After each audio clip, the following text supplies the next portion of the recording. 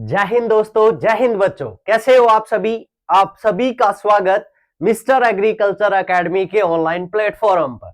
साथियों, हम बात कर रहे थे राजस्थान में 1857 की क्रांति के बारे में, द रिवोल्ट ऑफ 1857। इसके देखिए 2 सेशन अपने पढ़ चुके थे।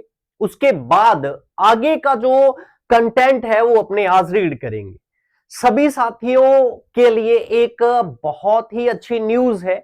ध्यान रखिएगा साथियों, आपको ध्यान रखना है अपनी ऑनलाइन ऐप जो कि प्ले स्टोर पे आपको मिलेगी, मिस्टर एग्रीकल्चर एकेडमी, ठीक है, लॉन्च हो चुकी है। और उससे भी अच्छी खबर यह है कि उस पर राजस्थान जीके का स्पेशल बैच, जिसमें साथियों राजस्थान की ज्योग्राफी, कला संस्कृति और हिस्ट्री, तीनों सब्जेक्ट में खुद आपको पढ़ाऊंगा। एक एक चीज अच्छे से आपको लर्न करवाई जाएगी, यानी कि वो अपना बैच कहलाएगा अर्जुन बैच, जो कि सभी प्रतियोगी परीक्षाओं के लिए उपयोगी रहेगा। तो जो भी साथी है ना, वो राजस्थान जीके पर अच्छे से पकड़ बनाना चाहता है, वर्तमान में जो एग्जाम में जिस तरीके से क्वेश्चन आ रहे हैं उस तरीके से पढ़ना चाहता है, तो देर मत करें, अर्जुन बैच ज्वाइन करें और अच्छे से अपनी तैयारी को पूर्ण करें साथियों। ठीक है, ध्यान रखिएगा। बहुत ही शानदार टीम मिस्टर एग्रीकल्चर एकेडमी, जैसा कि आप जानते हैं, बहुत ही शानदार टीम, गवर्नमेंट सेलेक्टेड जो टीम है वो आपको मार्गदर्शन कर रही है। ठीक है, तो आप इस बैच को ज्वाइन करें, अच्छे से मेहनत करें, परिवार से जुड़े। ठीक है, नाम मात्र के शुल्क पे ये बैच आपको उपलब्ध रहेगा। और भी बैच है, आप mister agriculture academy app download करें और उसमें और जानकारी प्राप्त करें। चलिए बढ़ते हैं अपने कंटेंट के बारे में, फिर नेक्स्ट बात करेंगे। देखिए, नसीराबाद तक अपने रीड कर चुके थे, उससे आगे का जो है वो हमें रीड करना है साथियों। ठीक है, देखिए हम क्रांति पढ़ेंगे, नीमच की क्रांति। कौन सी पढ़ेंगे साथियों? नीमच की क्रांति पढ़ेंगे। देखिए, नीमच जो कि वर्तमान में एमपी में है, लेकिन अपनों ने पढ़ा था क्रांति के समय यह उदयपुर रियासत में था। ओके, ठीक है। उसके बाद में ध्यान रखना, यहां क्रांति की जो तारीख रहती है वो कौन सी रहती है साथियों? 3 जून को यहां पे क्रांति होती है। तो नसीराबाद 28 मई था, ये अपने यहां पे होने वाली दूसरी क्रांति है, यानी कि दूसरी जगह, पहले हुई नसीराबाद में, फिर हुई नीमच में, है ना, ये चीज ध्यान रखना। वहां तो 28 मई था, यहां पे रहता है 3 जून। ओके, याद रखिएगा। चलिए, अपने को ध्यान रखना है राजस्थान की सेकंड क्रांति की ये जगह है, 3 जून को यहां क्रांति होती है। आपको इसके साथ साथ मैंने जो बात कर ली कि नीमच कौन सी रियासत में था, तो याद रखिएगा मेवाड़ रियासत में। और हमें पता है, हमने याद किया था 1857 की क्रांति के समय मेवाड़ का शासक कौन था? तो स्वरूप सिंह। कौन था भी? स्वरूप सिंह था। ओके, और यदि बात करें पीए की, पॉलिटिकल एजेंट की, तो वो कौन था? वो सावर्स था। कौन था? सावर्स। ठीक है, स्वरूप और सावर्स, याद रखिएगा। चलिए आगे बढ़ते हैं। और यदि बात करें बटालियन, यहां पे कौन सी सेना की टुकड़ी थी, तो याद रखिएगा वो थी कोटा कंटिंजेंट। कौन सी थी? कोटा कंटिंजेंट यहां पे नियुक्त थी। देखिए, हमने याद किया था कि कोटा कंटिंजेंट के 3 मुख्यालय थे, डीएनए, है ना, देवली में, नीमच में और आगरा में। डीएनए में थी, तो ये नीमच है, यहां पे कौन सी बटालियन रहेगी? कोटा कंटिंजेंट। ठीक है, चलिए आगे बढ़ते हैं। नेक्स्ट, उसके बाद देखिएगा साथियों, एक एक बात को अच्छे से समझना, है ना। जो नीमच है, नीमच में आपको 2 घटनाएं याद रखनी है, दिमाग में बिठा लेना। एक तो घटना याद करनी है हमें 2 जून की घटना। कौन सी याद करोगे? 2 जून की घटना याद करनी है। और एक घटना याद करनी है 3 जून की। अच्छे से आपको क्लियर करना है, नीमच में 2 जून और 3 जून। ओके, देखिए याद करते हैं। सबसे पहले आपको यह ध्यान रखना है कि लगभग नीमच की क्या रहेगी, यह सिचुएशन रहेगी, है ना, क्योंकि एमपी में है और यह है मेवाड़ रियासत के अधीन आता था, तो लगभग ये है। ओके, चलो, क्या बेसिक है इसका? वर्तमान में राजस्थान से बाहर है, बिल्कुल जी, ये हमने पढ़ लिया है। ओके, उसके बाद ध्यान रखना कि 1857 की क्रांति के समय ये मेवाड़ रियासत में आता था। ठीक है सर, ये भी याद हो चुका है। और ये चीज यहां पे अंग्रेज अधिकारी कौन था? तो यहां पे था जी कर्नल एबोट। कौन था? कर्नल एबोट था। क्लियर? ओके। देखिएगा, जैसे ही नसीराबाद की क्रांति की सूचना नीमच पहुंचती है ना, तो यहां का जो अंग्रेज अधिकारी था एबोट, ये बौखला जाता है, ये बौखला जाता है। और ये क्या करता है 2 जून को, कब? 2 जून को। अब आप ऐसे मत कह देना कि सर वहां क्रांति तो हुई 28 मई को। कब हुई? 28 मई को। और आप बात कर रहे हो 2 जून को, तो देखो उस समय ये था भी कोई आज जितनी फैसिलिटी है ना, कम्युनिकेशन के जितने इक्विपमेंट है तब नहीं थे, तो सूचना पहुंचते पहुंचते 2 जून हो गई है ना। तो क्या होता है 2 जून को, कब? 2 जून को जो कर्नल एबोट है, कर्नल एबोट क्या करता है, सैनिकों को परेड मैदान में बुलाता है, सबको इकट्ठा करता है ना, और कहता है शपथ लो, है ना। किस चीज की शपथ लो?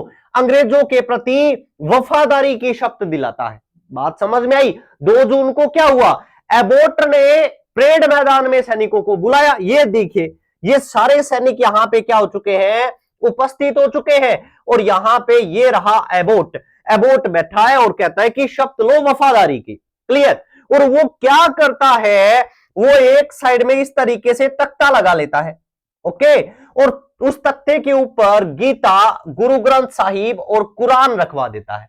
समझ में आई बात? भी हिंदुओं के लिए गीता, सिख संप्रदाय के जो सैनिक थे गुरु ग्रंथ साहिब, और जो मुस्लिम भाई थे उनके लिए कुरान। और सबको कहता है कि आप अपने पवित्र ग्रंथों की कसम खाकर अब वफादारी की क्या ले, शपथ ले। क्लियर ये बात? अब जब ये प्रोग्राम, ये सिस्टम चल रहा था, तब होता क्या है, इन्हीं सैनिकों में पीछे खड़ा था एक मोहम्मद अली बेग, ओके। और मोहम्मद अली बेग क्या कर देता है, इस शब्द का क्या कर देगा, विरोध कर देगा। ये बात ध्यान रखनी है, नीमच में शब्द का विरोध किसने किया? मोहम्मद अली बेग ने। बताइए 2 जून की घटना आपको समझ में आई या नहीं आई? तो आपको थोड़ा सा क्लियर हो गया होगा। ठीक है, जैसे ये शब्द वगैरह का सिस्टम हुआ, एबोट ने सोचा कि ठीक है यार, शब्द दिला दी, अब 4-5 दिन कुछ होने वाला नहीं है ना, तो ये थोड़ा रिलैक्स हो जाता है। लेकिन देखिए, रात को शब्द दिलाई गई है, एक घटना हुई है, तो सुबह क्या होता है, सैनिक इकट्ठे होते हैं। एक सैनिक का नाम था हीरा सिंह। कौन था? हीरा सिंह। और ये 10-12 सैनिकों को इकट्ठा करके उनमें बातचीत करता है कि यार रात अच्छी को नहीं हुई, है ना। अंग्रेज अधिकारी यार इतो ही विश्वास को नहीं, कदगी आपा सेवा करन लाग रहे हैं, लेकिन अपन शब्द दिलाई, वो गलत बात है। जब ये ऐसे बातचीत कर रहा था, तो मोहम्मद अली बेग आता है और क्या ले भी, हीरो सही कह लाग रहे, हीरो सही बात कहे, वो बात अच्छी को नहीं, है ना। तो ये बात जब हुई, तो क्रांतिकारियों ने क्या कर दी, नीमच में क्रांति कर दी। तो नीमच में क्रांति कब हुई? 3 जून को। और इस क्रांति का नेतृत्व किसने किया? हीरा सिंह ने। किसने किया? हीरा सिंह ने। शब्द का विरोध तो ये कर रहा है, और नेतृत्व कौन कर रहा है? हीरा सिंह कर रहा है। ठीक है, हुआ क्या? हुआ ये कि यहां पे सार्जेंट, अंग्रेज अधिकारी सार्जेंट और उसकी पत्नी की क्या कर दी गई, क्रांतिकारियों के द्वारा हत्या कर दी। बताओ ये आपको अच्छे से समझ में आया या नहीं आया? तो 2 घटनाएं याद करना, 2 जून वाली शब्द वाली और 3 जून वाली हीरा सिंह के नेतृत्व में क्रांति वाली। ठीक है, उम्मीद करता हूं अच्छे से आपको याद रह जाएगा। चलिए आगे बढ़ते हैं। उसके बाद नेक्स्ट देखिएगा, नेक्स्ट अपने आगे की घटना, यानी कि नीमच में एक डायग्राम आपने याद कर लिया, सेकंड याद करते हैं। देखिए क्या हुआ, नीमच में क्रांति हो चुकी है, ये अपनों ने पढ़ लिया 3 जून को। अब क्या था नीमच में, ठीक है, 40 अंग्रेज परिवार रहते थे। ओके, जैसे ही क्रांति की सूचना मिलती है, तो ये अंग्रेज परिवार सोचते हैं भी यहां रहना सेफ नहीं है ना, तो यहां से भागते हैं और कहां पहुंच जाते हैं, वो पहुंच जाते हैं डूंगला गांव में। कहां पहुंच जाते हैं? डूंगला गांव में। ठीक है, जो कि चित्तौड़गढ़ में था। और चित्तौड़गढ़ में वहां पे एक फार्मर था, कौन सा? रुंगाराम चौधरी, जिसे अपने रुंगाराम चौधरी भी कहते हैं। और रूंगाराम चौधरी के घर क्या कर लेते हैं, शरण ले लेते हैं। चाहे उसको कैसे भी प्रेशराइज किया, कैसे भी करके वो नीमच से भागे और कहां पहुंचे, डुंगला गांव। और डुंगला में एक रुंगो और रुंगा के घर पे क्या कर लिया उन्होंने, शरण ले ली। बात क्लियर? ओके, आगे बढ़ते हैं। जैसे ही ये भागे तो इनके पीछे पीछे कौन आ जाते हैं, क्रांतिकारी। ओके, और क्रांतिकारी क्या करते हैं, वहीं रूंगाराम चौधरी के घर ही इनको क्या कर लेते हैं, कैद कर लेते हैं। जहां इन्होंने शरण ली थी वहीं क्या कर लिया, कैद कर लिया। बताओ ये बात समझ में आई या नहीं आई? इतनी बात आपके क्लियर हुई होगी। आगे बढ़ते हैं। अब देखिए नेक्स्ट आगे की घटना। ये तो कैद है, ये सूचना पहुंच जाती है किनके पास, ये सूचना पहुंचती है उदयपुर यानी कि मेवाड़, मेवाड़ के शासक के पास। ठीक है, मेवाड़ के शासक के पास ये सूचना पहुंचती है। और मेवाड़ के शासक कौन थे, स्वरूप सिंह। स्वरूप सिंह क्या करते हैं, इन 40 अंग्रेज परिवारों को यहां से आजाद करवाते हैं, फ्री करवाते हैं। और आजाद किसके सहयोग से करवाते हैं, ये इंपॉर्टेंट बात है। तो ये बेदला के ठाकुर, कहां के ठाकुर, बेदला के ठाकुर भक्त सिंह के सहयोग से ये क्या करते हैं, इनको आजाद करवाते हैं। ध्यान रखिएगा साथियों, ये बहुत ही इंपॉर्टेंट क्वेश्चन है, यहां बनता है कि डुंगला गांव में अंग्रेज परिवारों को स्वरूप सिंह यानी किसके सहयोग से आजाद करवाया। तो याद रखिएगा, बेदला के ठाकुर थे, भक्त सिंह के सहयोग से क्या करवाया गया, आजाद करवाया। ठीक है, अब देखिए जैसे इनको आजाद करवाया तो यहां से इनको कहां लाया जाता है, इनको लाया गया उदयपुर। कहां लाया गया, उदयपुर। और उदयपुर में इनको कहां रखा गया, इनको रखा गया उदयपुर में बनी हुई पिछोला झील में। कहां, पिछोला। अब आप कहोगे अरे झील में फेंक दियो, नहीं जी, झील में बने हुए थे क्या चीज, जग मंदिर महल। झील में बने हुए जग मंदिर महलों में इनको रखा गया, शरण दी गई। ठीक है, ये क्वेश्चन बहुत बार आता है कि अंग्रेज परिवार डुंगला गांव से आजाद होने के बाद कहां शरण लेते हैं, तो पिछोला झील के जग मंदिर महल में। और याद रखिएगा यहां पर इनकी देखभाल, ये भी इंपॉर्टेंट है, बहुत ही इंपॉर्टेंट है साथियों। पैटर्न बदल रहा है, ये राजस्थान है ना, आपको डिटेल पढ़ना होगा, अच्छा पढ़ना होगा, समझना होगा। ठीक है, तो यहां पे इनकी देखभाल की जो जिम्मेवारी है, इनकी केयर कौन करता है, तो याद रखिएगा गोकुल चंद मेहता। कौन करता है, गोकुल चंद मेहता। ये भी इंपॉर्टेंट बात है। देखिए नीमच में क्या याद किया, 2 जून को अबोध शपथ दिलाता है, लेकिन मोहम्मद अली बेग कहता है भैया हम नहीं लेंगे। ठीक है, 3 जून को हीरा सिंह के नेतृत्व में क्रांति, सार्जेंट और उसकी पत्नी की हत्या कर दी जाती है। ओके, फिर देखिएगा 40 अंग्रेज परिवार भागे, डुंगला रूंगाराम के यहां शरण क्रांतिकारियों ने कैद किया। स्वरूप सिंह ने बेदला के ठाकुर भक्त सिंह के सहयोग से आजाद करवाया, पिछोला झील के जग मंदिर महलों में रखा, शरण दी। और यहां उसकी देखभाल, अंग्रेजों की देखभाल गोकुल चंद मेहता के द्वारा की जाती है। ठीक है साथियों, ये बात आपको अच्छे से ध्यान रखनी है। देखिए ये चीज, अब यही नीमच के जो क्रांतिकारी हैं आगे कहां पहुंचेंगे, देवली। और वहां कौन सी क्रांति होगी, देवली की क्रांति। ठीक है, अब आप कहेंगे सर देवली कैसे पहुंचे, तो याद कीजिएगा साथियों क्या चीज, मैंने कहा था कि कोटा कंटिंजेंट जो बटालियन थी उसके मुख्यालय कहां कहां थे, डीएनए, देवली, नीमच और आगरा। तो ये सैनिक आपस में बातचीत तो करेंगे ही करेंगे, क्योंकि एक ही बटालियन के हैं, कोटा कंटिंजेंट के, है ना। तो नीमच में क्रांति हुई तो कहां होगी, देवली में भी होगी। अब अपने पढ़ते हैं आगे की घटना, क्योंकि क्रांतिकारी नीमच छोड़ चुके हैं और कहां पहुंच रहे हैं, देवली। देखिए आगे क्या है नेक्स्ट। देखिए हम बात करेंगे देवली की क्रांति की। देवली की क्रांति की यदि तारीख पूछी जाए तो कौन सी होगी, 5 जून होगी। लेकिन ध्यान रखना ये 5 जून से जुलाई तक चली, तो ये जुलाई 1857, ये पूरा आपको याद रखना है। 5 जून से जुलाई 1857, एक तारीख याद करनी हो तो क्या करोगे आप, 5 जून। देखिए बढ़ते हैं आगे की बात करते हैं। देखो हुआ क्या, हुआ ये कि नीमच के जो सैनिक है, कहां के सैनिक हैं, नीमच के सैनिक है, यह नीमच से निकलते हैं और सबसे पहले कहां पहुंचते हैं, शाहपुरा। ये कुछ डेस्टिनेशंस हैं, कुछ जगह है जो हमें याद रखनी होगी। कौन कौन सी, देखिए नीमच, उसके बाद शाहपुरा, ओके, फिर निम्बाहेड़ा, देवली, टोंक, आगरा और दिल्ली। देखो एक तो डीएनए, क्योंकि देखो नीमच है, देवली वालों से भी बात करेंगे, आगरा वालों से भी बात करेंगे, ओके। ये देवली पहुंचने से पहले शाहपुरा और निम्बाहेड़ा, ओके, फिर आगरा पहुंचने से पहले टोंक, और फिर ये लास्ट में कहां पहुंचते हैं, दिल्ली।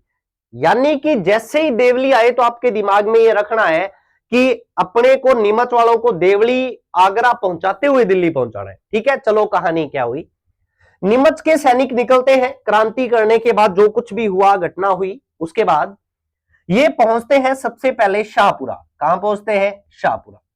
और ध्यान रखना, शाहपुरा का ठाकुर था, शाहपुरा का ठाकुर था लक्ष्मण सिंह। कौन था, लक्ष्मण सिंह। ये क्रांतिकारियों का क्या करता है, स्वागत करता है। जैसे ही नीमच वाले पहुंचे शाहपुरा तो लक्ष्मण सिंह इनका स्वागत करता है, ध्यान रखिएगा, और इनसे पूछता है कि क्या बात है, आपने बहुत अच्छा काम किया है, तो आपको कोई जरूरत है तो बताओ, है ना, भी कोई धन की, कोई कुछ की। तो लक्ष्मण सिंह क्या करता है, क्रांतिकारियों की आर्थिक सहायता करता है और उनके लिए खाद्य सामग्री उपलब्ध करवाता है, क्योंकि देखिए यदि जंग लड़नी है तो पैसा भी होना चाहिए और खाने के लिए सामान भी होना चाहिए। तो इन सैनिकों के लिए आर्थिक सहायता और खाद्य सामग्री की व्यवस्था किसके द्वारा की गई, शाहपुरा के ठाकुर लक्ष्मण सिंह के द्वारा की गई। उम्मीद है ये एक एक बात आप समझ पा रहे होंगे। चलिए, उसके बाद क्या होता है, ये सब करने के बाद, लेने के बाद नीमच के जो सैनिक हैं ये पहुंचते हैं कहां पे, ये पहुंचते हैं निम्बाहेड़ा। कहां पहुंचते हैं, निम्बाहेड़ा। और निम्बाहेड़ा में दो काम होते हैं। कितने काम होते हैं, दो काम। क्या काम हुआ, जैसे ही ये निम्बाहेड़ा पहुंचे तो निम्बाहेड़ा की जनता ने फूलों की बारिश कर दी। यानी कि किया क्या, इनका स्वागत किया जनता ने। यहां तो स्वागत किया ठाकुर ने, और यहां किसने स्वागत किया, जनता ने। दूसरा काम क्या है, ये देवली के जो सैनिक है, कौन से सैनिक है, देवली के सैनिक है ना, इनको ये पूरी बात पता लगती है कि यार नीमच वालों ने क्या कर दिया, क्रांति कर दी, और नीमच वाले कहां पहुंचे हुए हैं, निम्बाहेड़ा, तो इनसे रहा नहीं जाता। तो ये क्या करते हैं, ये सैनिक कहां पहुंचते हैं, निम्बाहेड़ा पहुंचते हैं। तो ध्यान रखना, यहां पे एक इंपॉर्टेंट क्वेश्चन बनता है। क्या क्वेश्चन बनता है, भी देवली के सैनिक और नीमच के सैनिकों की मुलाकात कहां हुई। मुलाकात कहां होती है, कहते हैं ना एक मुलाकात जरूरी है, तो वो मुलाकात कहां हुई, निम्बाहेड़ा में। कहां हुई, निम्बाहेड़ा में। क्लियर, मुलाकात हुई और वो सारी कंडीशन, एक दूसरे से सूचनाओं का आदान प्रदान हुआ, और वो सैनिक अब कहां पहुंचते हैं, निम्बाहेड़ा से पहुंच जाते हैं देवली।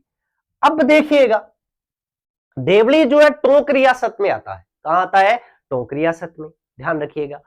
और टोंक का नवाब मैंने आपको बताया था 1857 की क्रांति के समय कौन था, तो हमने पढ़ा था वो था वजीरुद्दौला। कौन था, वजीरुद्दौला। और उस समय वजीरुद्दौला जो है ना, वजीरुद्दौला टोंक में नहीं था, यानी कि आउट ऑफ स्टेशन था, वो कहीं घूमने घामने गया होगा यार, है ना। और वो क्या करता है, यहां की जिम्मेवारी किसको सौंप के जाता है, अपने मामा मीर आलम को सौंप के जाता है। क्लियर ये बात, ओके। अब हुआ क्या, जैसे ये क्रांतिकारी यहां पहुंचते हैं तो सबसे पहले ये देवली छावनी को लूटते हैं। यानी कि इन्होंने देवली को तो लूटा और मीर आलम को कूटा। ठीक है, देवली को लूट दिया और मीर आलम को कूट दिया। अरे मीर आलम क्या, रहा मन क्या मी कूटो यार, ना आप मन के लेन देना, गरीब आदमी क्यों यहाँ करो। तो ऐसा कुछ होता है, तो मीर आलम कहता है कि यार मैं तो थार सा गई हूं, थे देवली लूटन की बात करो, मन ही ले चलो। ठीक है, तो इस तरीके से क्या होता है, ये देवली को लूटते हैं और आगे बढ़ते हैं, मीर आलम को कूटने के बाद आगे बढ़ते हैं, और ये कहां पहुंचते हैं, टोंक पहुंचते हैं। और टोंक के बाद ये कहां जाते हैं, आगरा, और आगरा के बाद ये कहां पहुंचते हैं, दिल्ली। क्योंकि देखिए ये डिसाइड हुआ था कि सारे क्रांतिकारियों को कहां पहुंचना है, दिल्ली पहुंचना है। तो बताइए, देवली वाला समझ में आया। देवली वाले गए शाहपुरा, वहां पे आर्थिक सहायता रशद, गए निम्बाहेड़ा, जनता ने स्वागत किया, और क्या हुआ, देवली के सैनिकों से मिले, फिर पहुंचे देवली। जो कि देवली, ध्यान रखना, जो पहले से ही क्रांति का माहौल था वहां पे 5 जून को, और तो ये यहां मिले भी यार, देवली की ये कंडीशन है ना। तो देवली की कंडीशन है बताते हैं, और फिर ये देवली पहुंचते हैं तो देवली को लूटा, मीर आलम को कूटा और पहुंच गए टोंक। टोंक के बाद गए कहां, आगरा, और आगरा से कहां पहुंच गए, दिल्ली पहुंचे। बताओ ये पूरी स्टोरी आपको समझ में आ गई होगी। तो अच्छे से एक एक डेस्टिनेशन को आपको याद रखना है साथियों। चलिए आगे बढ़ते हैं।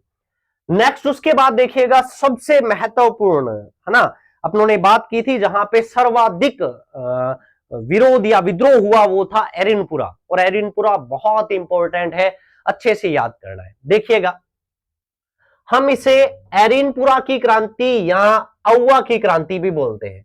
सबसे पहले तो हमें यही चीज क्लियर करनी है। देखिएगा एरिनपुरा सैनिक छावनी थी जहां पर जोधपुर लीजियन सेना तैनात थी। एक बात याद रखिए, औवा ठिकाना था और ठिकाने का ठाकुरदार कौन था, कुशाल सिंह। पूरा बात याद रखनी है, कुशाल सिंह चंपावत। ये भी क्वेश्चन पूछ लिया जाता है कि कुशाल सिंह कौन था, शेखावत, चंपावत, है ना, तो चंपावत था, याद रखिए। देखिए क्या यहां पे क्रांति कब हुई, याद रखना है 21 अगस्त 1857 को। पूरी स्टोरी पढ़ेंगे लेकिन ध्यान रखिए 21 अगस्त 1857। नसीराबाद में कब थी, तो आप कहेंगे सर 28 मई को। दूसरी हुई नीमच में, कब हुई, 3 जून को। तीसरी हुई देवली में, कब हुई, 5 जून को। अब पढ़ रहे हैं एरिनपुरा, ऐसे एरिनपुरा, ऐसे औवा और ऐसे 21 और अगस्त, है ना, एरिनपुरा 21 अगस्त। ओके, याद रखिएगा एरिनपुरा में 21 अगस्त को क्या होती है, क्रांति होती है। चलिए बात करेंगे। हमें याद रखना है कि एरिनपुरा मारवाड़ रियासत में है। कौन सी रियासत में है, मारवाड़ में। यहां का शासक कौन था, तो यहां का शासक था, हमने पढ़ा था, तख्त सिंह, और यहां का पीए कौन सा था, मैकमोहसन। ये पढ़ चुके हैं, उम्मीद करता हूं आपको याद होगा। आगे बात करते हैं। याद रखिए ये बात भी हम कर चुके थे कि एरिनपुरा छावनी का नारा था, कौन सा था, चलो दिल्ली मारो फिरंगी, चलो दिल्ली मारो फिरंगी। और आपको पता है मारो फिरंगी किसका था, मंगल पांडे का, और भाग फिरंगी भाग ये किसका था, रानी लक्ष्मीबाई का। इसके बारे में भी हम बात कर चुके थे। चलिए आगे बढ़े। नेक्स्ट देखिएगा उसके बाद में ये पूरा स्टोरी आपको याद करनी होगी यदि आप एरिनपुरा का जो विद्रोह है वो आप समझना चाहते हैं। ठीक है, कुछ डेस्टिनेशंस याद करनी है ना, एक एक याद होनी चाहिए। जैसे ये है ए यानी कि एरिनपुरा, एक आपको याद होना चाहिए माउंट आबू जो कि मुख्यालय था इनका, है ना, एक खैरवा गांव, औवा का ठिकाना खुद आपको पता होना चाहिए, इस तरीके से इधर है, बिथोड़ा, चेलावास जिनका जिक्र आएगा, नारनौल, दिल्ली और जोधपुर। देखिए पूरी स्टोरी को समझना, यदि आप साथ में कोई काम कर रहे हैं, क्योंकि देखिए एक हमेशा ये होता है कि अपने जब मोबाइल से क्लास लगाते हैं तो खाना खाते हुए क्लास लगा लेते हैं ना, इधर उधर ध्यान होता है, तो ध्यान रखना, एकाग्र हो जाइए, बहुत ही इंपॉर्टेंट ये माइंड मैप है, अच्छे से समझना है। और समझ, देखिए आज वो रटने का जमाना नहीं है, समझने का जमाना है ना, तो अच्छे से एकाग्र होकर समझिए साथियों, बहुत ही इंपॉर्टेंट बात है। देखिए क्या हुआ, क्या समझना, एरिनपुरा में क्रांति हुई है हम पढ़ते हैं, लेकिन इसकी शुरुआत कहां से हुई, माउंट आबू से। देखिए क्या चीज है, आपको ये चीज याद रखनी है कि उस समय हमारा एजीजी कौन था। तो आप कहेंगे सर ये कोई नई बात नहीं है, राजस्थान का एजीजी था पैट्रिक लॉरेंस। कौन था, पैट्रिक लॉरेंस। और पैट्रिक लॉरेंस उस समय कहां पे था, माउंट आबू में, अपने बेटे अलेक्जेंडर के साथ। बताओ इतनी बात याद रख लोगे, ठीक है आगे चलते हैं। हुआ क्या, हुआ ये कि लॉरेंस को ये लगा कि यार चारों ओर क्रांति का माहौल है तो हमें सेफ्टी चाहिए, तो वो सेफ्टी के लिए क्या करता है, एरिनपुरा से एक सैनिक टुकड़ी कहां बुला लेता है, माउंट आबू बुला लेता है। ठीक है भी, आप हमारी सुरक्षा के लिए एक सैनिक टुकड़ी उपलब्ध करवाएं, तो एरिनपुरा से एक सैनिक टुकड़ी जो कि पूर्विया सैनिक थे, कौन से सैनिक थे, पूर्विया सैनिकों की टुकड़ी थी। ठीक है, पूर्विया सैनिकों की टुकड़ी माउंट आबू आ जाती है। ये तो वो बात हुई कि वो कहावत है ना, आ बैल मुझे मार, वो बात हुई। तो ये जो सैनिक है यहां आते हैं, ये क्या करते हैं, यहां पर 21 अगस्त को, 21 अगस्त 1857 को यहां क्या कर देते हैं, क्रांति कर देते हैं और लॉरेंस के बेटे अलेक्जेंडर की क्या कर देते हैं, हत्या करते हैं। और क्रांति करने के बाद ये कहां पहुंच जाते हैं, एरिनपुरा पहुंच जाते हैं। बताओ मेरी बात समझ में आई क्या?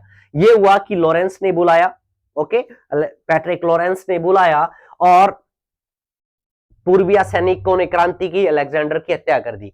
हत्या, अब देखो यहां पे बहुत ही इंपॉर्टेंट क्वेश्चन बनता है भी, एरिनपुरा की जो क्रांति है इसकी शुरुआत कहां हुई? इसकी शुरुआत माउंट आबू में हुई थी, याद रखना है साथियों, है ना। आज वो जमाना है एक एक चीज को क्लियर करना है, वो कहते हैं ना गला काट प्रतिस्पर्धा है ना, बहुत कंपटीशन है, तो अच्छे से एक एक चीज को याद करो।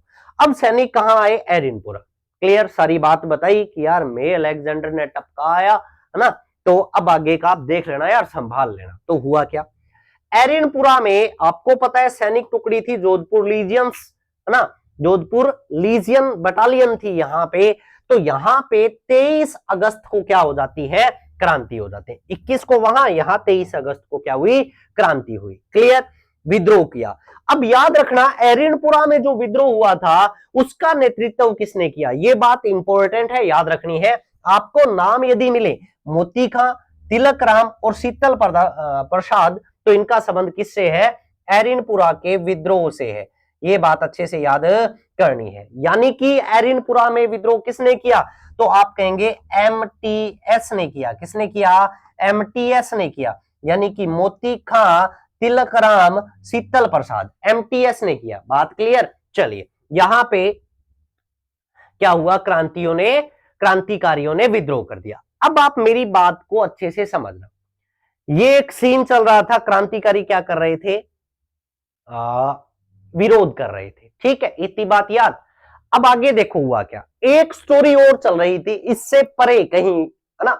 और स्टोरी क्या चल रही थी, स्टोरी चल रही थी कि अहुआ का एक ठाकुर था, नाम था उसका कुशाल सिंह चंपावत, ठीक है, याद रखना। और जोधपुर का शासक था तख्त सिंह। जोधपुर का शासक कौन था, तख्त सिंह था। क्या जी, ये तो हमें पता है। हुआ क्या, क्या स्टोरी है समझाओ आप। तो स्टोरी ये है कि बिथोड़ा का ठाकुर था, कहां का ठाकुर था, बिथोड़ा का ठाकुर, और उसकी हो जाती है मृत्यु। उसकी क्या हो जाती है, मृत्यु हो जाती है, ठीक है। और ध्यान रखना वो था निसंतान, क्या था, निसंतान।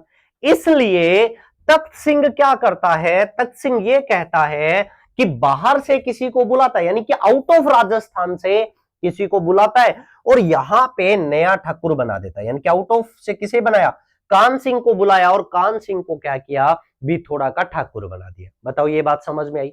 इस बात से कुशाल सिंह क्या हो जाता है, नाराज हो जाता है। बात क्लियर। और कुशाल सिंह बात करने के लिए किसके पास पहुंचा, तख्त सिंह के पास पहुंचा। भाई साहब ये बात तो गलत है ना, ये बात तो गलत है। आप किसी बाहर वाले को यहां बुलाकर आप ठाकुर क्यों बना रहे हो, आप किसी यहां वाले को या पड़ोसी को ही क्या कर दो, उसका चार्ज दे दो यार, संभाल लेगा वो। बात समझ में आई। तो ये बात तख्त सिंह से बातचीत होती है और तख्त सिंह क्या कहता है, उसकी बात को नकार देता है ना। भी इसने कहा होगा यार मैं नहीं दे देता, मैं भी थोड़ा संभाल लें तो, है ना। और तख्त सिंह ने कहा होगा यार कहां आऊआ, कहां भी थोड़ा तू कैसे संभाल लेता। लेकिन इन दोनों बातों में आपस में सहमति नहीं हुई। बात क्लियर। अब क्या होता है, ये बातचीत के बाद कुशाल सिंह चंपावत जो है, कुशाल सिंह चंपावत जो है, 1 मिनट,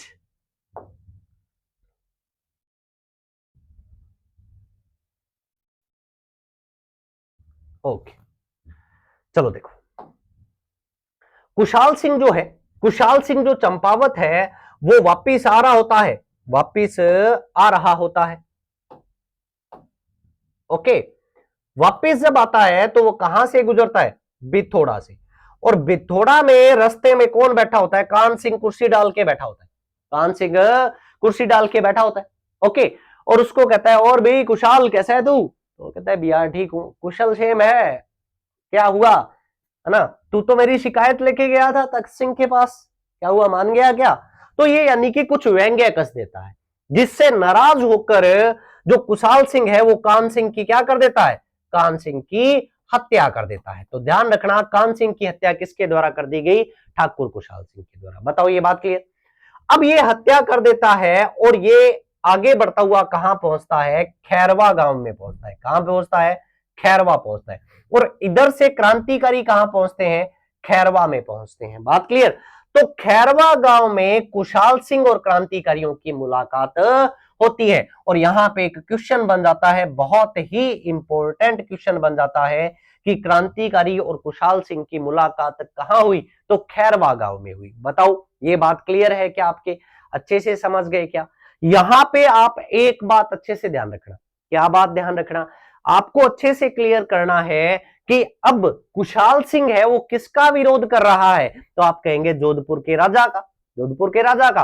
और क्रांतिकारी है ये किसका विरोध कर रहे हैं, ये किसका कर रहे हैं, अंग्रेजों का। अब देखो जैसे यहां पे मुलाकात होती है तो कुशाल सिंह विद्रोहियों से पूछता है, क्रांतिकारियों से पूछता है, हाँ भाई क्या चल रहा है, तो वो कहते हैं जी विद्रोह कर रहे हैं, हमने तो क्रांति कर दी। वो पूछता है किसके खिलाफ, क्या जी प्रशासन के खिलाफ। अब कुशाल सिंह समझता है कि प्रशासन कौन है, राजा है। बात क्लियर। और उधर से कुशाल सिंह को वो पूछते भी आप, क्या जी मैं भी क्रांति पे हूं, मैं भी विरोध पे हूं, क्या जी किसके, क्या जी प्रशासन पे। यानी कि दोनों ने प्रशासन का मतलब समझ लिया। अभी कुशाल सिंह ने तो क्या समझ लिया, राजा को, और सैनिकों ने समझ लिया अंग्रेजों को। क्या जी आप भी विद्रोही हम भी विद्रोही, तो हम साथ साथ है, हम क्या है, साथ साथ है। तो ये यहां पर क्या हो जाते हैं, मिल लेते हैं। क्लियर। तो जैसे ही मिलते हैं, जैसे ही मिलते हैं, तो अब कुशाल सिंह उनका क्या करता है, नेतृत्व करता है खैरवा गांव में मिलने के बाद। तो मिलने के बाद ये सबसे पहले कहां लेके जाता है, तो ये समझाता है कि यार प्रशासन को जीत रहा है तो अपने करें, अपने ठिकानों पर कब्जा करते हैं। तो कुशाल सिंह कहां लेके आता है इनको, सबसे पहले बिथोड़ा में। और बिथोड़ा में जैसे ही लेके आता है तो बिथोड़ा में क्या होता है, युद्ध होता है, यानी कि युद्ध हो जाता है। बात क्लियर। तो ये अलग से मैं आपको पढ़ाऊंगा अभी कि पहला युद्ध कहां पे हुआ, बिथोड़ा। यहां में क्रांतिकारी और कुशाल सिंह जीतने के बाद ये कुशाल सिंह इनको कहां लेके चला जाता है, चेलावास। और दूसरा युद्ध कहां हो जाता है, चेलावास में होता है। दूसरा युद्ध कहां हो जाता है, चेलावास में हो जाता है। और यहां पे भी क्रांतिकारी क्या है, जीत जाते हैं। बताओ इतनी बात समझ में आई। फिर जब इतना टाइम साथ में रह गए तो धीरे धीरे समझ में आता है, इनको आपस में पता लगता है कि यार कुशाल सिंह तो राजा के खिलाफ लड़ रहा है और क्रांतिकारी जो है वो अंग्रेजों के खिलाफ लड़ रहे हैं। बात क्लियर। तो यहां पे जब डाउट क्लियर होता है तो ये दोनों आपस में क्या हो जाते हैं, अलग अलग हो जाते हैं। और जैसे ही अलग हुए तो जो कुशाल सिंह है वो तो कहां आ जाता है, अहुआ आ जाता है। बात क्लियर।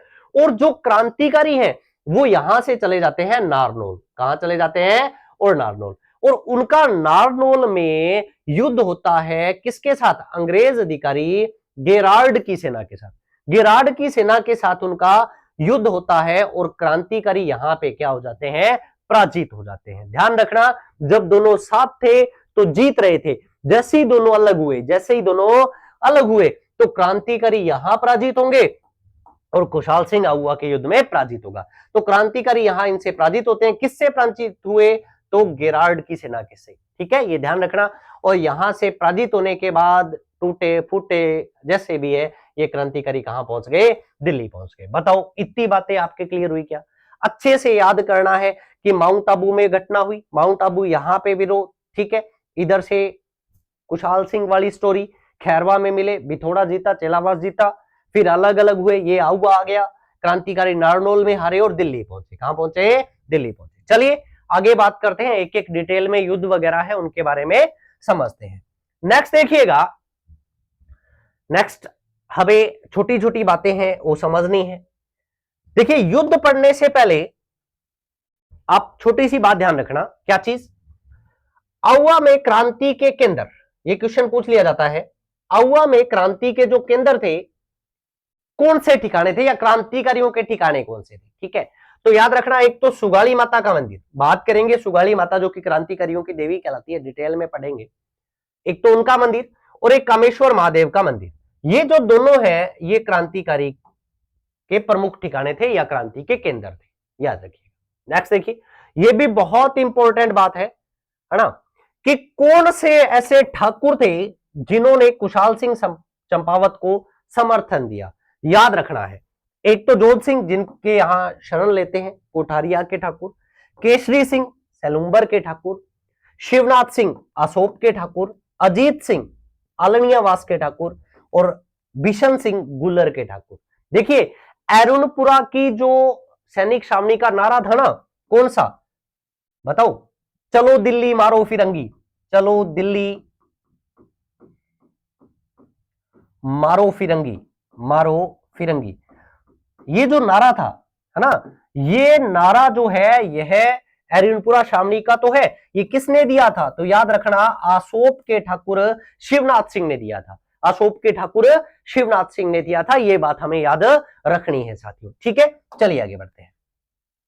नेक्स्ट देखिएगा, युद्ध हमने बात की थी, डिटेल पढ़ते हैं। बिथोड़ा का युद्ध हुआ था। देखो बिथोड़ा के युद्ध में कौन था? एक तरफ तो था ठाकुर कुशाल सिंह और उसके साथ कौन थे? क्रांतिकारी। बताओ, ये बात क्लियर? हमें समझ में आया? खैरवा गांव में मिले थे। दूसरी तरफ यदि हम देखें तो ब्रिटिश सेना थी, क्योंकि क्रांतिकारियों को दबाने के लिए, और ब्रिटिश सेना का नेतृत्व कौन कर रहा था? हीथकोट। कौन कर रहा था? हीथकोट। उधर से तख्त सिंह ने सेना भेज दी। तो जोधपुर की सेना थी और जोधपुर की सेना का नेतृत्व किया सेनापति थे कुशल राज सिंघवी। याद रखना, सेनापति कौन था? कुशल राज सिंघवी। कुशल राज सिंघवी के साथ किलेदार आया था जोधपुर का, नाम था उसका ओनार सिंह पवार। कौन था? ओनार सिंह पवार। और उसके साथ था ड्योडीदार, और वो कौन सा था? राम सिंह सोडा। ठीक है, युद्ध होता है और ध्यान रखिएगा इस युद्ध में ओनार सिंह पवार की क्या हो जाती है? मृत्यु हो जाती है। ओनार सिंह पवार की मृत्यु हो जाती है। राम सिंह सोडा घायल हो जाते हैं, कुशल राज सिंघवी भी घायल हो जाते हैं, और अपने साथियों की ये हालत देखकर जो बची खुची सेना थी ना, उसको लेकर हीथकोट क्या हो जाता है? रफू चक्कर हो जाता है, यानी कि भाग जाता है। रिजल्ट क्या रहा? रिजल्ट ये रहा कि कुशाल सिंह क्या है, इस युद्ध में जीत जाते हैं, बिथोड़ा के युद्ध में, जो कि पाली में हुआ। कब हुआ था? 8 सितंबर 1857 को। अच्छे से याद रखना है, जो कि पहला युद्ध था, मैंने आपको बताया था। जैसे ही ये युद्ध खत्म होता है उसके बाद में क्रांतिकारी पहुंच जाते हैं कहां पे? चेलावास। यहां पे हुआ दूसरा युद्ध जो हमने बात की थी, बिथोड़ा से 10 दिन बाद। वो तो हुआ था 8 सितंबर को, ये कब हुआ? 18 सितंबर को। ठीक है, चेलावास भी कहां है? पाली में है। अब ध्यान रखना, इस युद्ध को गोरों और कालों का युद्ध कहा जाता है, यानी कि गोरे अंग्रेज और काले अपने वाले, है ना। वो अलग बात है कि अपने वाले फेयर एंड लवली वगैरह लगा के गोरे हो जाते हैं, है ना, ठीक है, लेकिन ध्यान रखना गोरों और कालों का युद्ध किसे कहा जाता है? चेलावास के युद्ध को। ठीक है, किसके मध्य हुआ? देखिएगा, एक तरफ थे कुशाल सिंह और उसके साथ थे क्रांतिकारी। ठीक है, दूसरी तरफ, क्योंकि ये हालत सारी देखकर, है ना, बी आर एक ठाकुर ने, एक विद्रोहियों ने क्या किया? अंग्रेज सेना प्लस रियासत सेना दोनों को हरा दिया। बहुत बड़ी बात है ना। जब ये बात हुई तो जो अंग्रेज के आला अधिकारी था अपने राजस्थान में, वो कौन है? एजीजी। तो एजीजी पैट्रिक लॉरेंस कहता रहा यार, थारो वही कौन सम है, ठीक है, तो मैं खुद जाता हूं सेना लेके। तो दूसरे युद्ध में क्या होता है? पैट्रिक लॉरेंस ये खुद सेना लेके आ जाते हैं। भी जब एजीजी आया, राजस्थान लेवल का अधिकारी आया, तो यहां का जो पीए था, यहां का पीए कौन था? मारवाड़ का मैक मोशन, वो भी उनके साथ आता है। और अब जो देखिए घायल हो चुका था कौन? जोधपुर रियासत का जो सेनापति था कुशल राज सिंघवी, तो वो 10 दिन में तो सही नहीं हुआ। तो अब जोधपुर की सेना का सेनापति बनके कौन आता है? हंसराज जोशी जी आते हैं। कौन आते हैं? हंसराज जोशी। पूरे जोश में जोशी जी आ गए, है ना। और देखिए एक युद्ध जीता हुआ है कुशाल सिंह का, तो खूब जोश है ना। आपस में घमासान होता है, युद्ध होता है, और इस युद्ध में क्या होता है? मैक मोशन जो है ना, इसका सिर काटा जाता है, सिर काटा जाता है। और आउआ के याद रखिएगा, आउआ के किले पर टांग दिया। ठीक, बात करेंगे ये मैकमोशन का, ध्यान रखिएगा, सिर है, मुंडी है बिंगी, है ना, अच्छी तरह दिखे नहीं, और इसको क्या कर दिया गया? टांग दिया गया। ओके,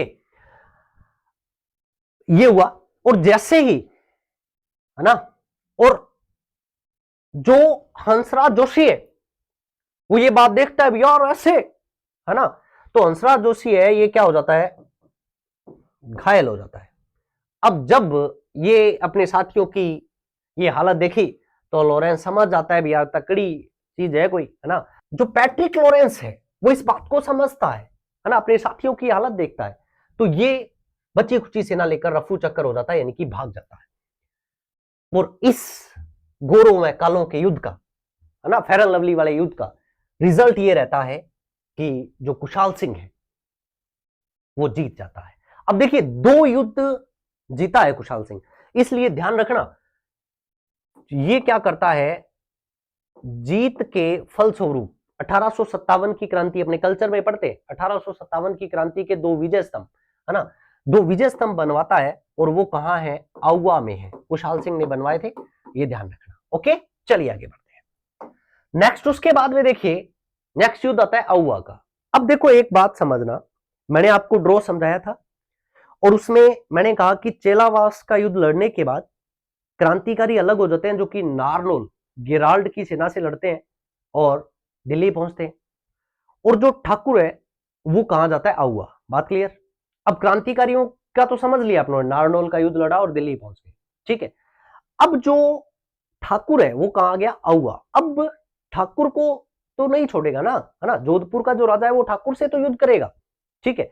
अब ये बात क्लियर करना, पहली बात कि मैकमोसन का सिर आउवा कौन लेके आया, तो ठाकुर, क्योंकि वो आउवा आया था, सैनिक तो कहां चले गए थे, नारनौल। बात क्लियर, ठीक है।